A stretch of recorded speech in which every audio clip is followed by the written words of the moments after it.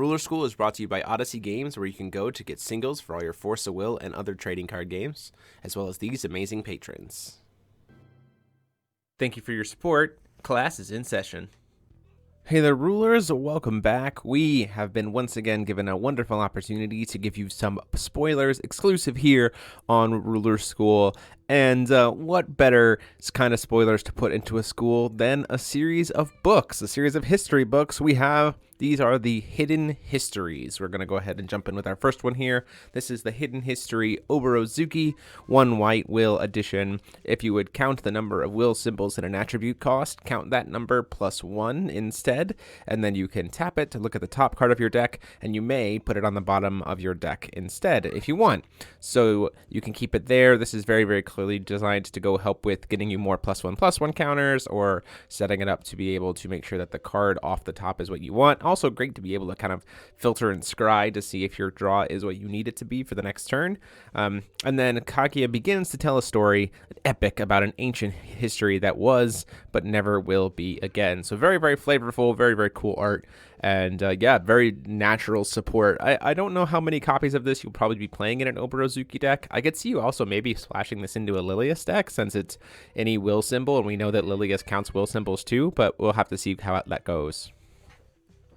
Speaking of Lilius, we have our second hidden history for Lilius. This is 1 red. Reveal the top card of your deck and count the number of will symbols and its attribute cost. Deals 100 damage times the number of will symbols to each J/resonator your opponent controls.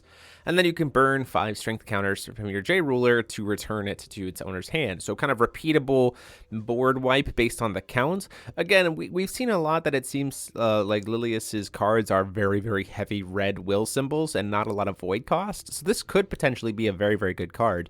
You know, it's just a matter of, is there other board wide burn stuff at slower speed or at faster speed that maybe kind of replaces it? But overall, still very cool concept to kind of play along with. The flavor text here is: the nation of the Dragonoids was destroyed in the war in ancient times, and now only one Dragonoid herself is still alive. At least that's what she thinks. So very, very cool there. Next up, we have the Hidden History Celeste. So this one, in my opinion, is probably the strongest of them. So it's a 1-drop edition. Enter, draw a card, then put a card from your hand on top of your deck.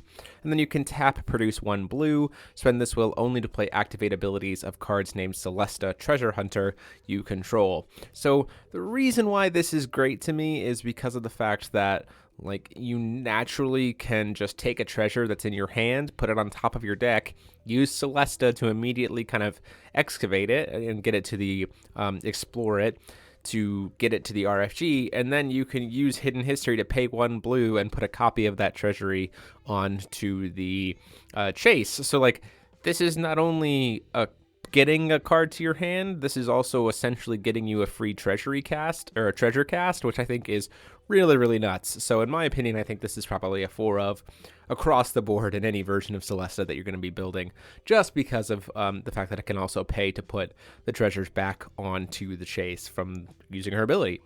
Our last one here is the Hidden History Mikage.